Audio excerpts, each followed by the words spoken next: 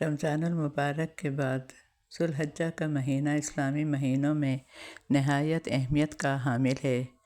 یہ مہینہ حرمت والے مہینوں میں سے ایک ہے۔ ذو الحجہ کا پہلا عشرہ نیکیوں اور اجر و ثواب کے اعتبار سے عام دنوں کے مقابلے میں بہت اہم ہے۔ اس کی فضیلت خود ہمیں قرآن کریم اور احادیث سے ملتی ہے۔ اللہ تعالیٰ نے قسم کھائی، والفجر ولیال عشر، قسم ہے فجر کی اور 10 راتوں کی۔ اکثر مفسرین لیال عشر سے مراد ذو الحجہ کی ابتدائی 10 راتیں ہیں۔ اللہ تعالیٰ نے ان 10 دنوں میں اعمال صالح کا خاص حکم دیا۔ رسول اللہ صلی اللہ علیہ وسلم نے فرمایا، کسی بھی دن کا کیا ہوا عمل اللہ تعالیٰ کو ان 10 دنوں میں کیے ہوئے عمل سے زیادہ محبوب نہیں۔ صحابہ اکرام رضی اللہ عنہم نے پوچھا، اے اللہ کے رسول صلی اللہ علیہ وسلم، کیا جہاد فی سبیل اللہ سے بھی زیادہ؟